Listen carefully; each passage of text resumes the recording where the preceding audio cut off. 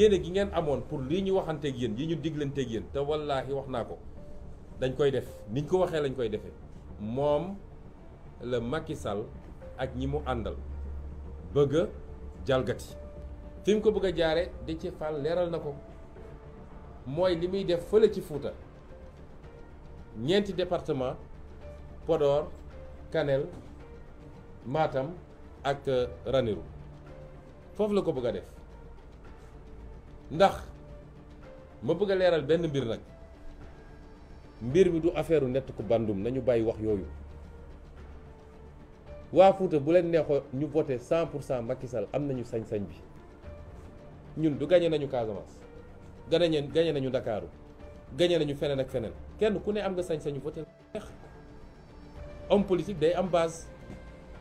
Sine mu ngay votel Macky Sall boobu ba léegi Saloum mu ngay votel Macky Sall boobu ba léegi Casamance mu ngay votel Yewwi Bawol ma ngay votel Wallu ak Yewwi problème kon buñ fi wax ay waxu nett ku bandum wala yu demee noonu ku ko wax tooñ nga nit ñi mais la yéeme ci mbir mi mooy waa Fuuta voté lu ñu Macky Sall léegi fépp foo xam ne vote bi jaar na yoon mooy administration signé na ñun suñuy représentant signé ñoom seen représentant signé am na ci bureau de vote yoo xam ne ñun ñoo ko gagné am yoo xam ne ñoom suñ ko gagné écart yu ndaw la ay 20 voix 25 voix kon le Fouta a tourné le dos à Macky Sall li xew c'est une entreprise de fraude massive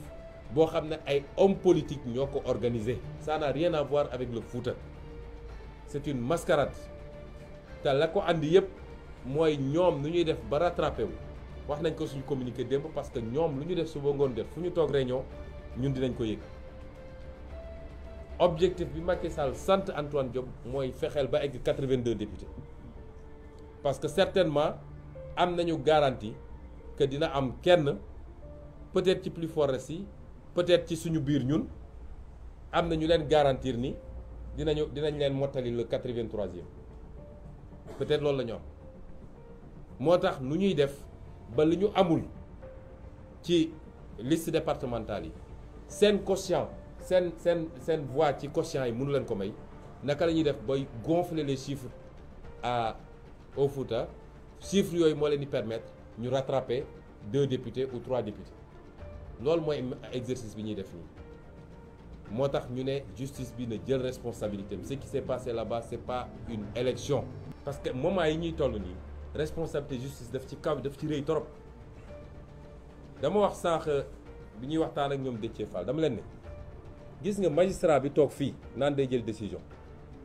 créer benn atmosphère de solennité bëgg a gëmloo nit ñi non fii c'est la justice c'est pas la politique ba pare di jël décision boo xam ne décision politique la na xam ni ñun li ñu daj ci mbir mi ñun ñoo sumb politique ñun ñoo joxe suñu caution ñun ñoo def suñu investiture ñun ñoo dem defi campagne dans des conditions extrêmement difficiles ñun ñoo woo Sénégalais ni leen gën leen voter ils n'ont qu'à nous respecter la justice n'a qu'à nous respecter acteur politique yombul de te ñun ñooy système politique bi bu ñu fi nekkuloon politique du am kon nañu doxal yoon ñoom ils sont les garants de la stabilité de ce pays te chaque fois wax naa ko saa su problème amee ci réew mi bay waaj a tàkk li am fii temps yële ba bay nit dee ci lan la foog nga ni su justice defuloon li mu def tey nit di bakkan dina ci ron du am pourtant ñaari nit la ñetti nit juróomi nit suñu paree dem toog lekk seen ceebu den naan seen ataaya bàyyi loi li mu wax bàyyi constitution li mu wax dem wax leneen parce que dañ leen def pression di leen def leen loolu nañu delloo ci seen xel parce que réew mi jeexul de commencé gul bay jeex te am na yenn yu fi doon am dootul am ñun menacé wuñu kenn nag mais def lu taal réew mi après toogaat mel ni dara amuloon nga continuer loolu dina jeex ci réew mi néew ma damaa nekk ci boppu sénégalais bu ne waaye ñun pendant 14 jours wër nañu Sénégal dafa am discours bu ñu tenir Sénégal discours boobu dafa am première partie déconstruire et deuxième partie proposer lan la ñu déconstruire mooy fàttali nañu sénégalais yi Macky Sall depuis fukki at ak benn mi ngi ci bopp Sénégal lan mooy bilan Macky Sall bu ñu mën a teg mooy dóore tëje complot pour liquider des gens joxe ay instructions ñu rey ay nit ci ay manifestations lan mooy bilan Macky Sall mooy yàq justice bi yaxeet ba tey amul benn sénégalais bu naw justice su Sénégal. lan mooy bilan Macky Sall mooy dund gi cher na ba sénégalais yi fi mu ne nii sonn nañu sonn boo xam ne kenn mënu koo wax du doon jar fukk tey mu ngay jar ñaar fukk wala ñaar fukk ak juróom. lan mooy bilan sénégalais Macky Sall di mooy faju jafe na ci réew mi faju jafe na ci réew mi non seulement cher na mais jafe na ci réew mi. lan mooy bilan sénégalais Macky Sall di mooy njàng mi sooxe na ci anam goo xam ne mara détail lan mooy bilan Macky Sall mooy liggéey amul ci réew mi rawatina ndaw ñi chômage endémique ñiy génn chaque année ci marché du travail moins d'un dixième ñoom ñoo mën a am insertion pour am liggéey ñi ci des ñëpp suñu dawalul Jakarta ña nga toog ci grand place. lan mooy bilan Macky Sall mooy dañu yàlla wërsëgale ci ay ressources ay richesse nga xam ne moom la ñu waroon nag jàpp ndax yàlla bu la tàccoo comme ni ñu koy waxee nga sàggan ba keneen ñëw fecc ko yàlla jox ñu pétrole jox ñu gaz jox ñu zircon jox ñu phosphate jox ñu géej goo xam ne lu tey nga gis Macky Sall jël yépp jaay ko tubaab yi ba tey jii ay 10% la ñu am en terme de part ba pare ci répartition production yi lañ cey am lu néew la mënoon naa continuer di lim waaye lii lenn rek la waaye li ci gën a garaaw mooy lan mooy bilan Macky Sall mooy li la première richesse du Sénégal parce que première richesse du Sénégal du or du zircon du pétrole du gaz ay réew am nañ ko avant ñu fii biir Afrique te tey Sénégal leen gën a avancé lan mooy différence bi mooy jàmm ji ñu am paix sociale ak cohésion sociale kenn musu fee waxu xeet kenn musu fee waxu diine kenn musu fee féewale ay région ñetti président jaar nañ fi balaa Macky Sall kenn musul dégg débat yooyu léegi la ñuy doog a dégg débat yooyu kon loolu mooy bilan Macky Sall te noonu lañ ko présenté Sénégalais loolu lañ ne il faut mu dañ fi lan la ñu teg à la place et ñu ne leen woon nag loolu mën nañ ko dooree assemblée nationale du moom mooy gouverner waaye cër bu am solo bi mu am mooy voter loi ndax loi te loi nag mooy société ku fi nekk ci presse loi moo ne lii mooy code bi nii la ñuy amee licence nii nga war a defee lii mooy cahier de charge bi loi mooy wax naka la ñuy dawalee oto ci tali bi loi mooy wax ni sàcc baaxul ku ko def ñu teg la lii loi mooy wax ni pour am carte d'identité sénégalaise fii nga koy jaar waaw suñu nee loi boobu fii lañ koy voté kan moo mën a ne foofu amul solo cim réew. ñaareel bi mooy assemblée nationale mooy voté budget bi te budget nag wax dëgg yàlla suñu nee 6000 milliards nga am cim réew ñu ne budget bi moo koy tasaare lan mooy dem ci njàng lan mooy dem ci paj lan mooy dem ci napp gi lan mooy dem ci mbay mi lan mooy dem ci emploi ak yeneen kooku nga ne cër boobu du cër bu am solo cim réew. ñu ne lan mooy rôlu assemblée nationale encore ñu ne assemblée nationale mooy caytu lu ñu yoree réew mi contrôler action gouvernement kon loolu dañ ma bëgg wax ni loolu amul solo cim réew. ñu ne lan mooy rôle assemblée nationale ñu ne rôle de représentation mooy député mooy dugg ci askan wi xool lan mooy jàmbatu askan wi mun a dem assemblée nationale jooyal leen ko foofu kon cër bu ëpp cëru assemblée nationale cim réew amul. moo tax ñu ne woon Sénégalais bu ngeen ñu joxee majorité am na liggéey boo xam ne mën nañ ko commencer déjà yeggali ko nag bu soobee yàlla 2024 gannaaw bu ñu fi jëlee waa ji discours boobu la Sénégalais yi dégg ñu leen bu ngeen ñu joxee majorité suñ ñu andilee projet de loi 2023 nga xam ne moom la ñu war a examiner à partir de novembre bu dee projet de loi boobu intégré wul jiitalul lan liy yitte Sénégalais yi dañoo bëgg dund gi wàññeeku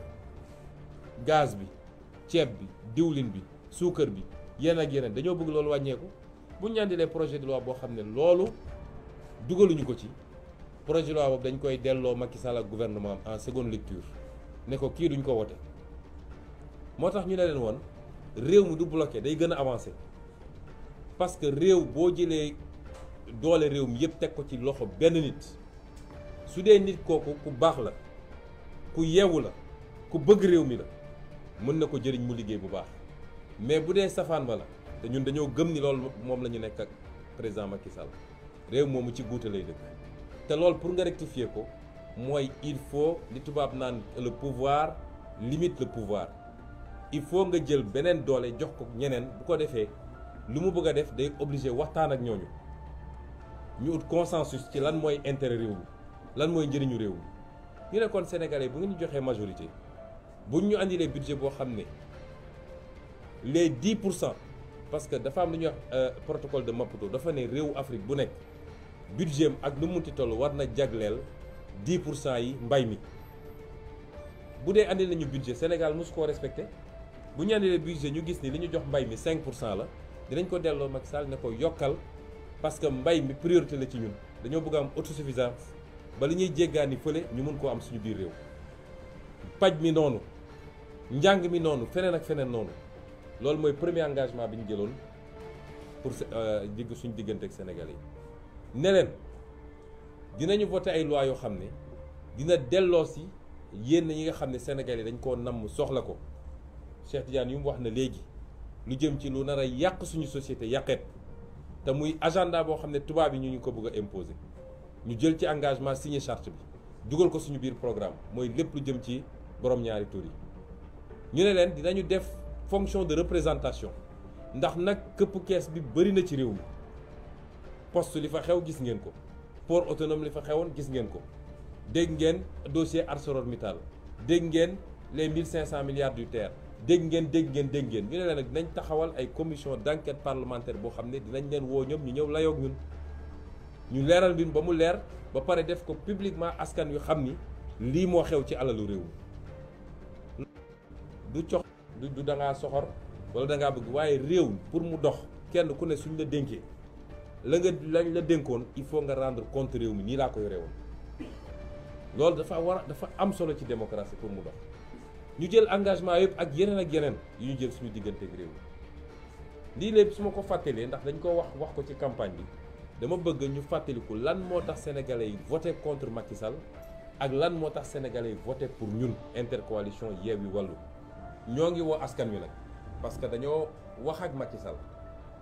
jàpp ni pour une fois ñi koy wër di ko nax ne ko yaa fi nekk yaa yor doole koo xam ne 65% lañ la fale woon nga ñëw ne gagné nga 58% yaa 4 ans de cela tey nga ñëw di xëccoo ay 45%. ñun on a 1,5 million voix et quelques moom il a 1,480,000 voix et quelques kon xam nga ni kooku te loolu boolewuñ ci yeneen liste yi di ñu am kooku ñàkk na réew mi ñi ko doon nax bu dee dese na ko tuuti xel dina xam ni loolu ñii dañ koy dugal rek mais comme dañ ko lancé appel ne ko na dellu si xelam na revenir sur terre lañ ko bëgg wax mooy su ko deful it dinañu fekk fii parce que dafa am yoo xam ne mënul am ci réew mi moo tax ma woo askanu Sénégal à défendre son suffrage par tout moyen nécessaire bu dee dañ ko bëgg a foqati askanu Sénégal la waxal rawatina jeunes yi nañ ñu déglu nag fan yi di ñëw parce que processus bi jeexagul peut-être suba wala gannaaw suba dinañ proclamer les résultats provisoires bu dee dañu maintenir les fraudes de qui sont passées au Fouta dinañ def recours ci conseil constitutionnel waaye nañu askan wi déglu déglu suñu mot d'ordre mais duñu accepter ñu foqati ko du affaire u Aïda Mbodj wala Khalifa Sall wala Déthié wala Moussa Tine wala Maïmouna Bousso wala Cheikh Tidiane Youm affaire u askan wi la c'est le peuple qui a voulu ce changement et qui a voté du mbirum benn nit loolu tam dinañ ko wax lancer un appel aux forces de défense et de sécurité bu ñu topp ce pouvoir finissant buñ ko topp ñu leen di dugal ci ay actes yoo xam ne li xew barki dem bi ñoon ak Ziguinchor mi ngi fi des ba léegi te dossier bi duñ ko bàyyi dañ ko poursuivre ba fu mu war a yegg jusqu'à quand lañ leen di jox ordre ñuy tirer sur des manifestants pacifiques et qui réclament leurs droits loolu tam nañ ci bàyyi xel. lancer également un appel aux militants même de Benno Bokk Yaakaar su dee dese na leen benn once de patriotisme bu ñu topp lii ñu leen bëgg a dugal parce que ñoom xam nañ ni ils sont sociologiquement minoritaires dans ce pays seen campagne woon na leen ko fu ñu dem ñu yóoxoo leen su dul woon milliards yi ñu génne et malgré ces milliards là ils ont mordu la poussière loolu soo tollee foofu nag xamal ni jeexal nga lu jeex jeex na, ñaari rakkay jeex na, kenn mënu ci dara. Donc lii la ñu bëggoon wax ci lu gàtt, di gërëm askan wi yëpp, di delluwaat gërëm askan wi yëpp. Sénégal réewu jàmm la, jàmm lañ fi bëgg. jàmm ji nag tey ma nga ci loxo Macky Sall ak ñi mu àndal. nañu suturaal seen bopp, nañu jiital intérêt réew mi,